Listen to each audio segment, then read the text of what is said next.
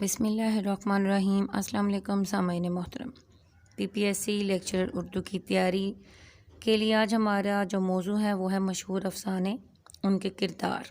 اکثر یہ پوچھا جاتا ہے سوال، اور پھر میں ان افسانوں کا تعارف بھی کرواؤں گی۔ سب سے پہلے دیکھیں کفن، اس کے کردار ہیں گھیسو، بدیا، مادو۔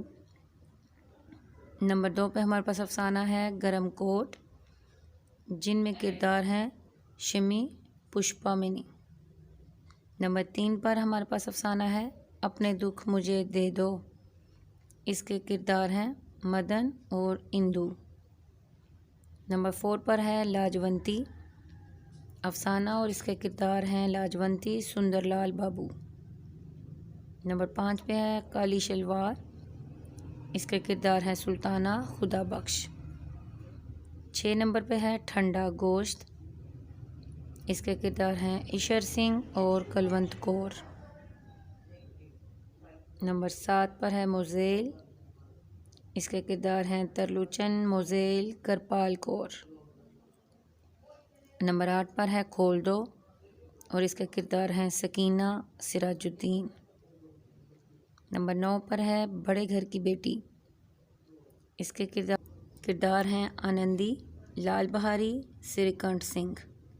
نمبر 10 پہ ہے نمک کا داروغہ، اس کے مشہور کردار ہیں بنسی دھر اور الوپی دین۔ نمبر 11 پہ ہے حج اکبر افسانہ، اور اس کے کردار ہیں شاکرہ، نصیر، صابر عباسی۔ نمبر 12 پہ ہے افسانہ لحاف، اس کا اہم کردار ہے بیگم جان۔ نمبر 13 پر ہمارے پاس افسانہ ہے چوتھی کا جوڑا، اس کے اہم کردار حمیدہ، کبریٰ اور راحت۔ نمبر 14 پر ہے ماتھے کا تل، اس کا کردار ہے سعیدہ تسلیم۔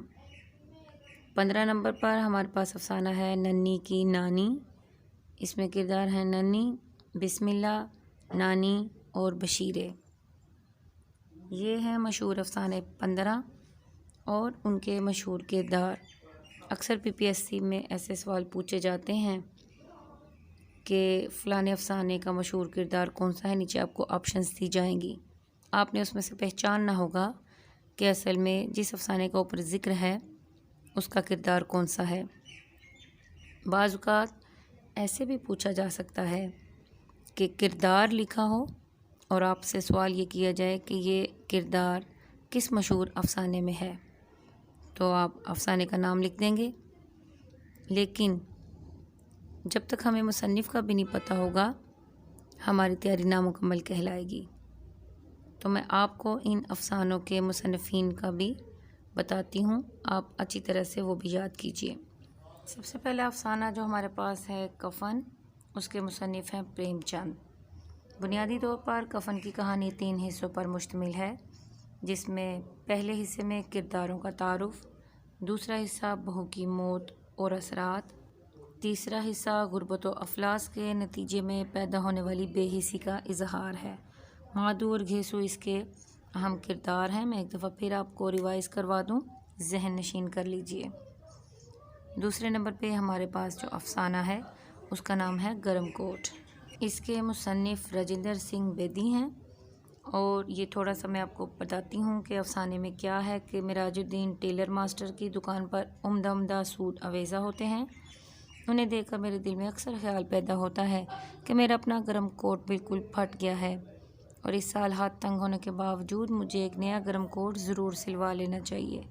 ٹیلر ماسٹر کی دکان کے سامنے سے گزرنے یا اپنے محکمے کی تفریح کلب میں جانے سے گریز کروں تو ممکن ہے مجھے گرم کوٹ کا خیال بھی نہ آئے۔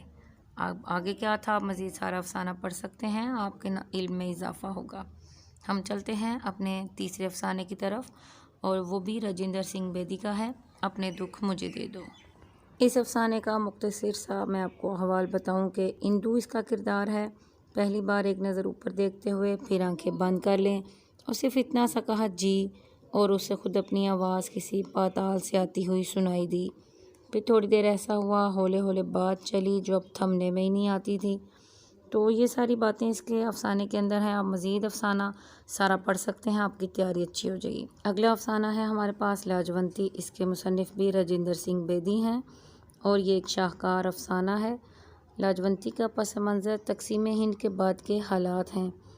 افسانے میں جو پاک و ہند کا بٹوارا ہوا، پھر انسانی زندگیوں میں جو سیلاب آیا، اس کو انہوں نے قلم بند کیا ہے۔ جب ہجرت ہو چکی تھی، لاجونتی ایک اغوا شدہ عورتوں کے درد اور کرب کی روداد بیان کرتا ہوا افسانہ ہے۔ جی اگلا افسانہ ہے ہمارے پاس سعادت حسن منٹو کا کالی شلوار، اور اس کے بعد سعادت حسن منٹو کا یہ افسانہ ہے ٹھنڈا گوشت۔ یہ دونوں افسانے، بلکہ اس کے بعد آنے والے فہرست میں جو افسانے ہیں موزیل اور کھول دو، یہ افسانے بھی تقسیم ہند کے حوالے سے درد و کرب کی داستانیں بیان کرتے ہیں۔ سب سے پہلے اب آپ کو میں مختصر سا ان کا تعارف کروا دوں کہ فسادات اور تقسیم پر جو ذمہ دار انسان ہیں ان پر چوٹ کی ہے۔ ٹھنڈا گوشت کی کہانی میں منٹو نے انسانی بہیمیت کی انوکھی تصویر کشی کی ہے، اور ایسی تصویر کشی صرف منٹو ہی کر سکتے تھے۔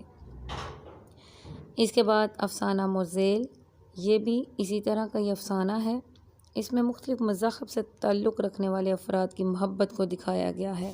منٹو نے اپنے خیالات کی عکاسی موزیل کے کردار سے کی ہے، اور ایک اس کا اہم کردار ہے ترلوچن، جس سے کہ موزیل محبت کرتی ہے لیکن اس کی ظاہری مذہب پرستی سے نفرت کرتی ہے۔ اس کے بعد سعادت حسن منٹو کا افسانہ ہے ہمارے پاس کھول دو۔ یہ بھی فسادات اور تقسیم کے موضوع پر ہے، جس میں کردار ہیں سراج الدین اور اس کی بیٹی سکینہ، جو کہ اس دوران کھو جاتی ہے۔ اب چلیے آگے، ہمارے پاس پریم چند کا افسانہ ہے بڑے گھر کی بیٹی۔ پریم چند کا ایسا افسانہ ہے جس میں ایک زمیندار کی بیٹی کی کہانی ہے۔ وہ بڑے گھر کی بیٹی ہونے کے ساتھ ساتھ ایک سلجھی ہوئی عورت، مشترکہ خاندان کی بہو اور حالات سے سمجھوتہ کرنے والی گرہستن ہے۔ آنندی اس کا مرکزی کردار ہے، جو ایک بڑے اونچے خاندان کی لڑکی تھی۔ اس کا باپ ایک چھوٹی سی ریاست کا تعلق دار تھا۔ جب ان کی دولت ان کا ساتھ چھوڑنے لگی اور وہ مقروض ہونے لگے، تو آنندی کی شادی ایک معمولی سے خاندان کے فرزند سریکنڈ سے کر دی۔ آگے کیا ہوا آپ جانیے پورا افسانہ پڑھ کر، یہ آپ کے حق میں بہتر ہوگا۔ آگے ہم دیکھتے ہیں افسانہ ہمارے پاس ہے نمک کا داروغہ، اور اس کے مصنف پریم چند ہیں۔ اس کے ساتھ ہے حج اکبر، اس کے مصنف بھی پریم چند ہیں۔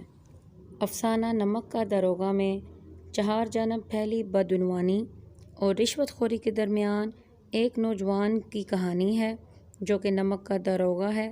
اس نوجوان کی فرض شناسی اور بدعنوان عدلیہ کی بہترین عکاسی کی گئی ہے۔ یہ افسانہ موجودہ دور میں بھی اتنا ہی اہم اور معنی خیز معلوم ہوتا ہے جتنا کہ گزشتہ دور میں تھا۔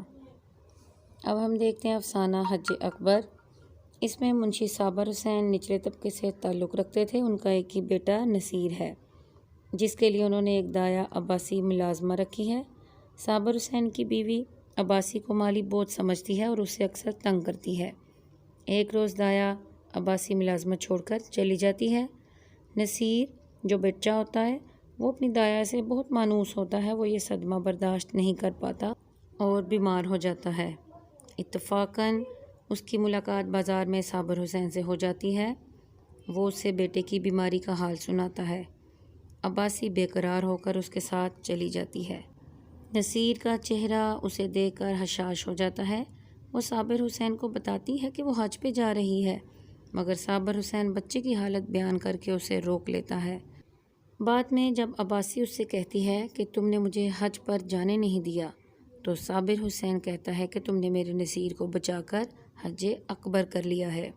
منشی پریم چند کا شاہکار افسانہ مسلمانوں کے حوالے سے بھی لکھا تو نہایت گہرائی سے یہ بات کی ہے۔ آگے ہم دیکھتے ہیں جی عصمت چغتائی اور ان کا افسانہ لحاف۔ عصمت چغتائی کے مطابق انہوں نے یہ افسانہ لحاف علی گڑھ کی ایک عورت کی زندگی کے حقیقی واقعات کو دیکھ کر تحریر کیا۔ اس کا مرکزی کردار، اس کا نام ہے بیگم جان۔ اس افسانے میں انہوں نے بتایا ہے کہ معاشرے میں جو تنہا رہ جانے والی عورت ہے، وہ جنسی گھٹن کا شکار ہو جاتی ہے۔ پھر اس کے سدے باب کے لیے اختیار کردہ راستے کا بیانیہ یہ افسانہ ہے عصمت چغتائی کا۔ اگلا افسانہ ہے جی ہمارے پاس چوتھی کا جوڑا۔ اس میں ہمارے معاشرے کا المیہ ہے اور یہ عصمت چغتائی کا نمائندہ افسانہ ہے۔ یہ ایک غریب بیوہ بیمہ کے خاندان کی کہانی ہے۔ 2 بیٹیوں کی ماں گھر میں زری کا کام کر کے اپنی اور بیٹیوں کی کفالت کرتی ہے۔ کبرا بڑی لڑکی ہے جس کی عمر کافی بڑھ چکی ہے اور اس کی شادی کی فکر میں وہ گلی جا رہی ہے، جبکہ چھوٹی بیٹیا وحیدہ ہے۔ زری اور قطرن کے کام میں بیمہ بہت زیادہ ماہر تھی اور محلے کی عورتیں جن کپڑوں میں مکمل سلائی نہ ہوتی وہ لا کر بیمہ کے حوالے کر دیتے اور وہ اس طرح سے قطرن کرتی کہ کپڑا برابر ہو جاتا۔ یہ مہارت وہ استقلال کے ساتھ کرتی اور محلے کی عورتیں حیرت سے اس کا منہ تکتی۔ بیمہ کی مہارت کے بعد عصمت چغتائی نے اس بیوہ کی دلی خواہش کی طرف توجہ دلائی ہے، وہ ہے اس کی بیٹی کی شادی کی خواہش۔ اصل میں کہانی میں موڑ تب آتا ہے جب حمیدہ کے منجلے ماموں کا بیٹا راحت اس بیوہ کے گھر میں ایک امید کی کرن بن کر آتا ہے۔ بیوہ بیمہ یہ سمجھتی ہے کہ اس کے بھائی کا بیٹا یہاں آیا ہے تو ہو سکتا ہے اس کا داماد بن جائے، کبرا سے شادی کر لے۔ اپنے گہنے زیورات بیچ کر یہ بیوہ راحت کے لیے راحت کا سامان مہیا کرتی ہے تاکہ وہ مہمان نوازی سے خوش ہو اور کبرا سے شادی کر لے۔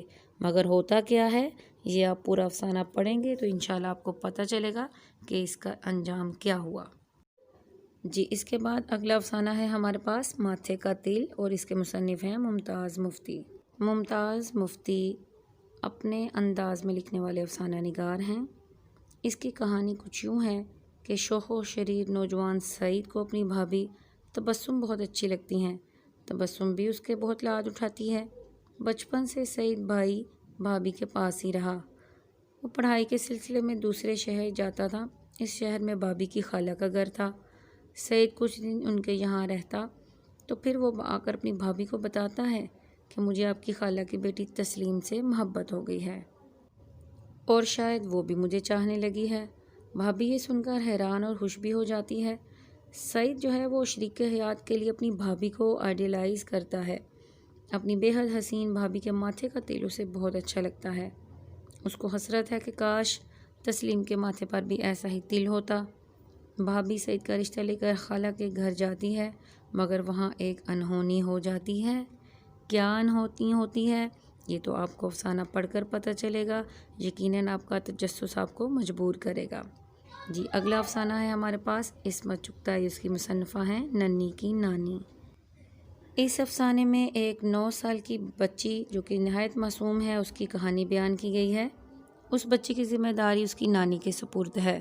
نانی ڈپٹی صاحب کے یہاں کام کرتی ہیں مگر ڈپٹی صاحب کی حیوانیت سے بے خبر ننھی کو بھی ان کے یہاں کام پر لگا دیتی ہیں۔